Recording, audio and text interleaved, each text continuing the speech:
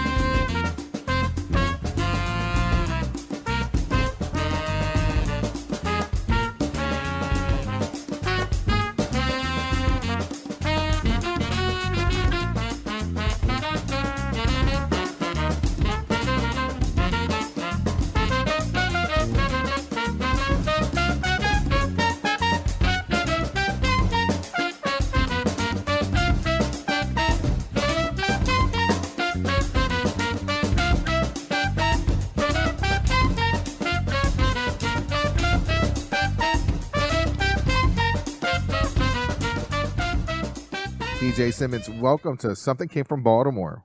Thank you so much. Thank you for having me. Now, I'm going to tell you why I really like this album.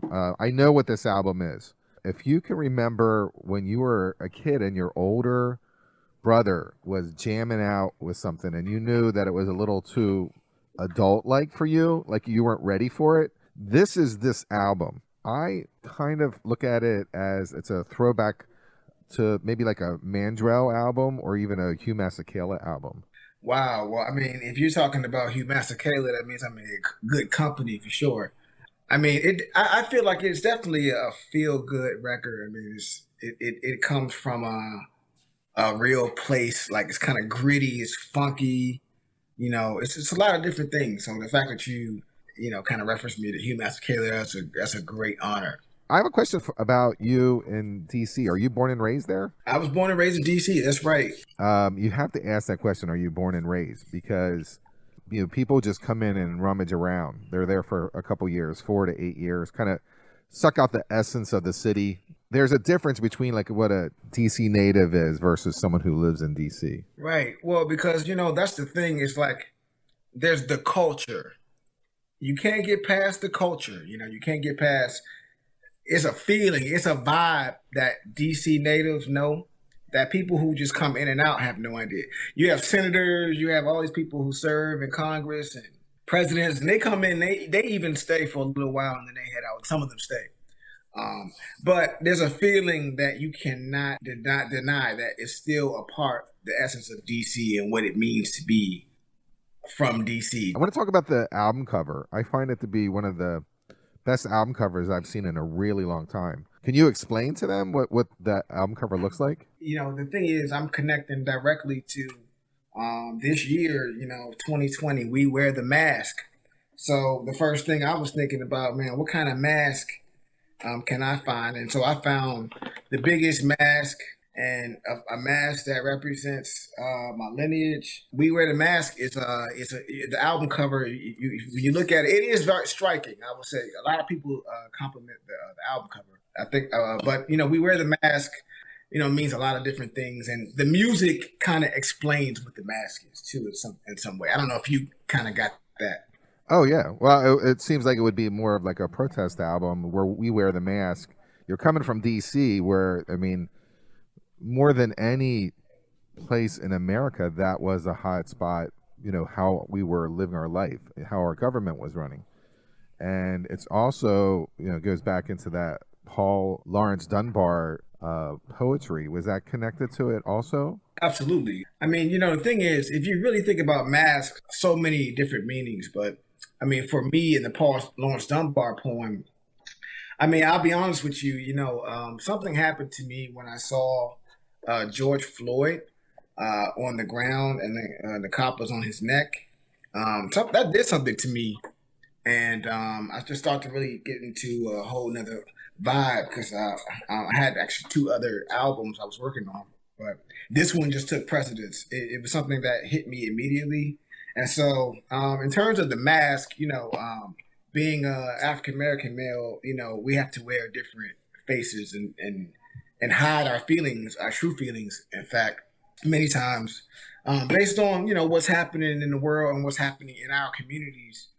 And so, and a lot of people wear different masks. I mean, a lot of people hide who they, hide who they are and have to be something else just to appease other people. Though we wear the mask in general, it's a really eloquent poem from 1896.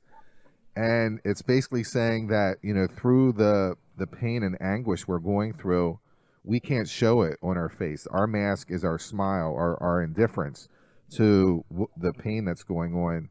That's hard to swallow. and you're going back to George Floyd, and I'm saying they're still being lynched. It's still very public, and it's still like on display like that, and nothing has changed. You still have to kind of wear that mask and smile and just grin and bear it. Yeah, I appreciate that. Thank you so much. I was going to tell you. I was thinking about what you were saying before, and back to the mask. I'm just thinking about how especially with Black Americans, Black American music is like one of the biggest exports in the world. It's and I mean, like jazz, the contribution of blues, the contribution of ragtime.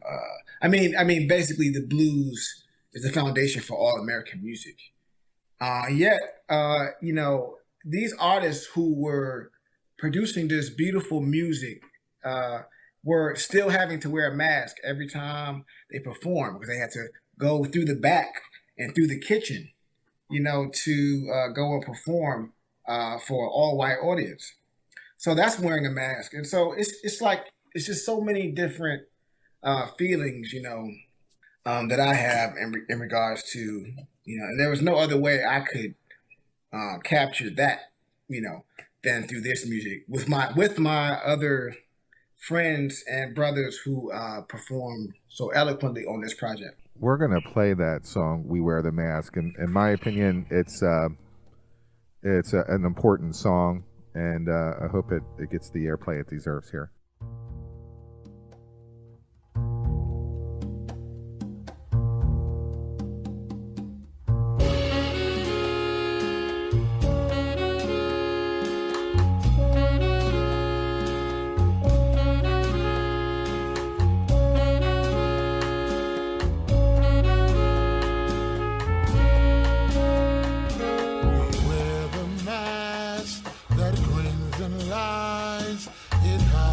Cheeks and shades our eyes.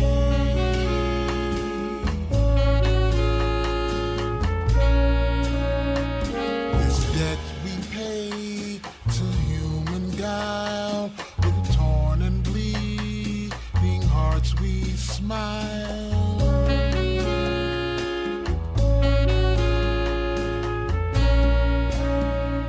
Why should the world be overwise and counting all our tears and sighs?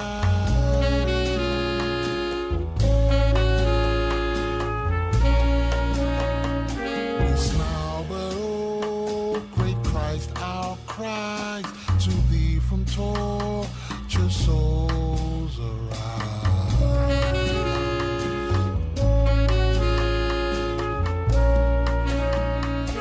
Sang, but oh, the clay is vile beneath our feet, and long the mile.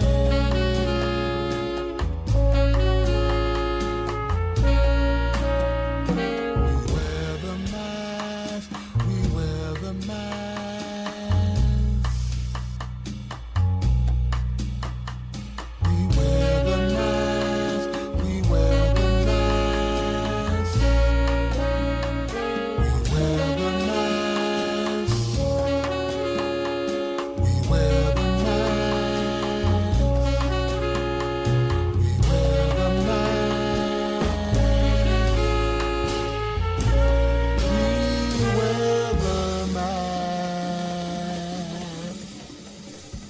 This version of Inner Urge by Joe Henderson is really kind of loose. It has a really great drum and bass on it.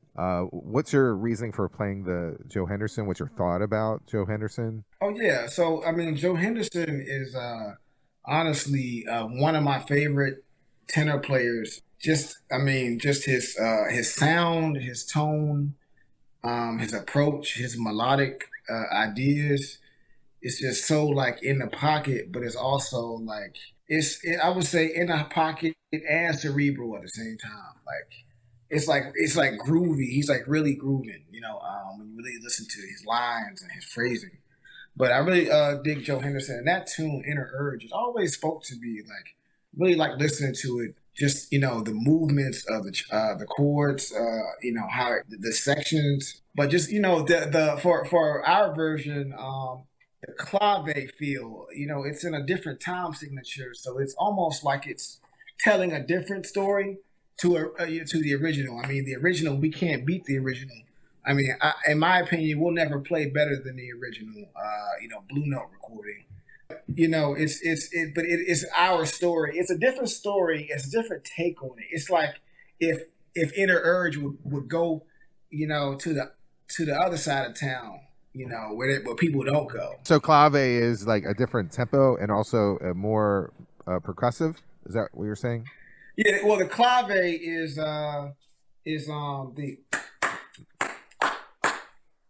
like it's like it comes from Latin rhythm. Well, actually, clave is originally African, but it's about like the subdivision of how you divide an odd meter.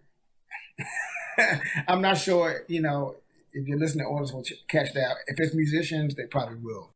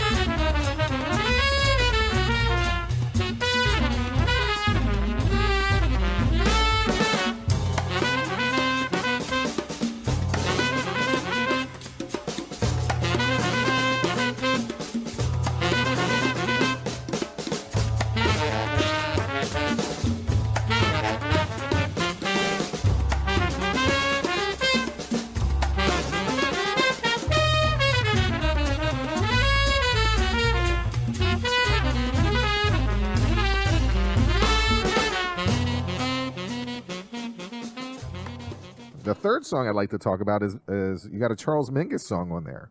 What's your just take on him? You're doing the Goodbye Pork Pie Hat, which is a classic. I love Mingus. And do you feel that in general that he had a mental illness? Wow. Well, I wouldn't. The musicians, struggle with different things, and it's just like it's hard for people who don't go into that dimension to understand musicians and artists. So I'm not. I wouldn't say. I mean, him having a mental illness, but maybe a historian might have divulged that. Did you hear that somewhere? Or no? You just look at his behavior. I have a copy of the Underdog video. He's shooting a gun in his bedroom. He gets evicted. He's running around taking pictures of people and becoming a photographer. And the drugs were better then. This is my take on him is that is that their diagnosis of mental illness was not the way it is now, and the medicine's not there. However, his ability to maybe see things and feel things are different than normal people are exaggerated in his music. It's fantastic. I mean, it's him and Monk and Mingus, I'd say, are both would be diagnosed with something. They'd be on some kind of meds right now. However, that may take away from the genius of what they were, and they were super, super geniuses. Oh yeah, man. Well, it's like the thing is like, but that speaks to like the colors of the music and the art. It's like you got these people like Thelonious Monk. I mean, it's just if you think about these compositions and what they wrote, I mean, this is just genius. It's like almost like looking at Romare Bearden or looking at Basquiat. I mean, like for me, somebody say that Basquiat was crazy. I don't know, but I don't know. I think it's just different colors, different shapes in their music, and it count. And if you really spend enough time in that realm of thinking, something is liable to come out that may seem strange to, to other people. That's an incentive to people if they want to be left of center or they want to expand their brain. They need to get an instrument and start working on it.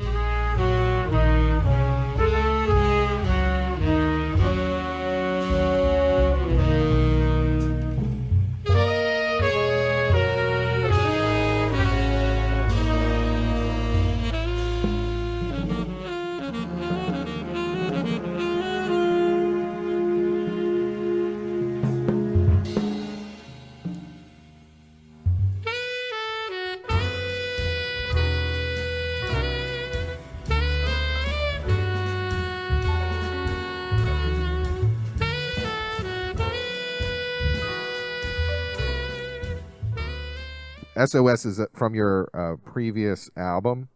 It was the lead off of acronyms that came out in 2014. Is that right? That's right. That's right. Yep. Well, if you think about SOS as being like a smoke signal in some kind of way.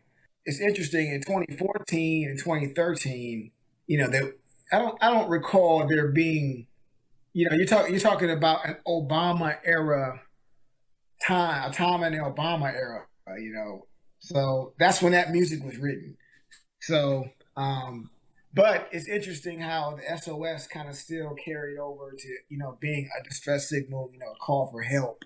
And in fact, I meditated on Lift Every Voice and Sing for some time, playing that music.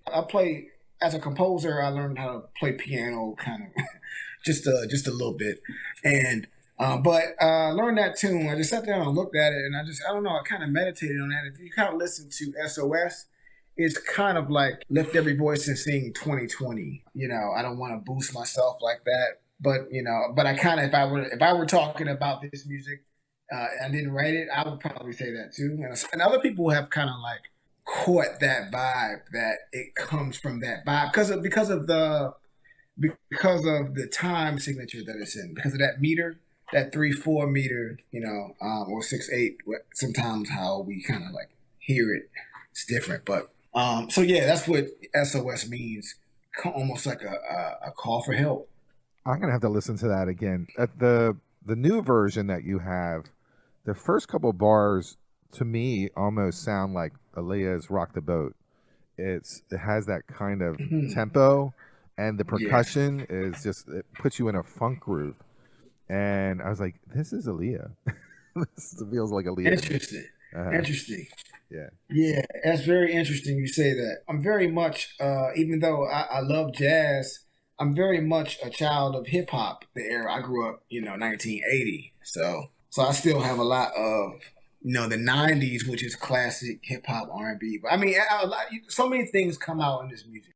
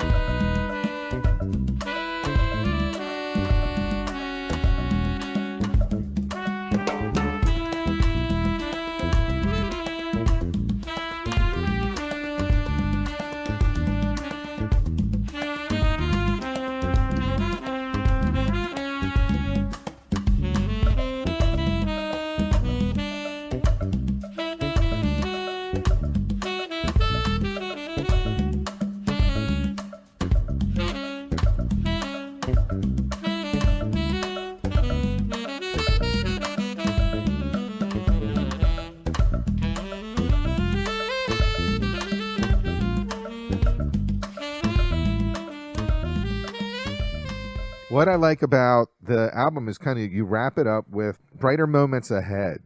So, you're looking at the future of this world and you're like, okay, it's not going to be perfect. You're going to have some bright moments. This song to me is kind of a combination of what your whole album's about. There's a interplay between the trumpet player and you, like kind of going back and forth at it. That piece I got permission from one of my big brothers, Bruce Williams, who wrote "Brighter Moments Ahead." So he's the composer of that piece. Yeah, "Brighter Moments Ahead." I mean, for me because I'm also a film composer. If you look at American films, right, like most of them have like happy endings. But if you look at films across the world, there's no happy ending. It's like terror throughout the whole movie. It is, But this is, if you look at the happy ending, you kind of want to give a happy ending to the story because you can't stay in that place, and that's kind of what I get from the blues. Really, that's what the blues is. It's interesting that the blues is sad and happy, but for some reason there's a solution that comes out of the blues. And just like out of the blues comes, even modern American music, there's a happy ending typically in most music. So I feel like "Brighter Moments Ahead" is still the happy ending, but it still takes you there in melancholic state. And that's kind of how I took it too. It's like you're not making some grand promises that, we turn the corner. We're doing actually this interview for people on New Year's Eve, and everyone is saying, okay, next year it's got to be better. It's like it has to be better or else. So this last song on this album is saying it's going to get better, but it's not going to be perfect. So just be aware of that. So. Yeah, man. Also, man, you know what? Happy New Year, man. Yeah, how about that?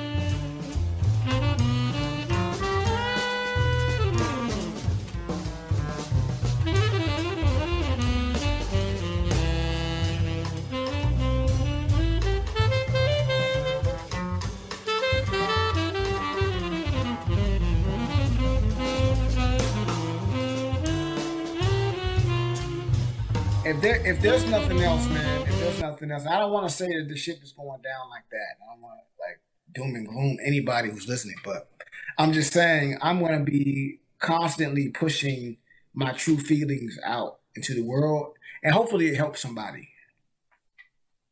So you're saying you're going to play. You're going to keep on playing. Is that what you're saying? Oh yeah, always. Yeah. I mean, hopefully I'll be playing until I die. Yeah. You know, I'm 40 now. My grandmother, who was 86, who's my inspiration, she played until she died. She was a pianist, and she sang, and she played all the way until then. And so did my grandfather. So I'm gonna do that. But you know, the album is fantastic. The album cover is a work of art. I wish they would give out, you know, awards for album covers. I don't know if they do that anymore.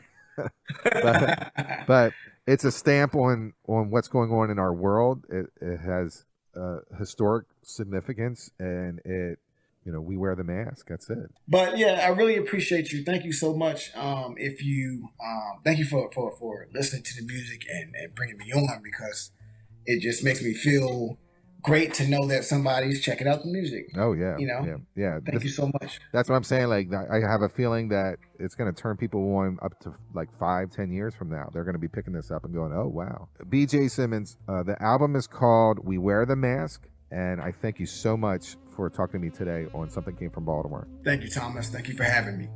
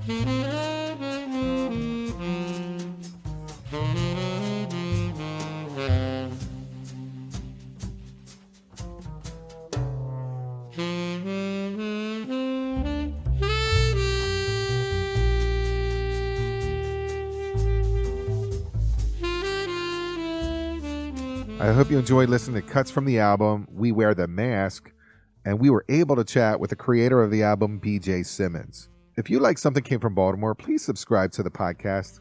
We found each other, and I don't want to lose you. It's important that music fans find each other, and I'm asking you to pass on this podcast link to 5 of your music friends. Ask them to be a part of the Be More music scene. And Something Came from Baltimore is everywhere that podcasts are, except Spotify, because we play music here.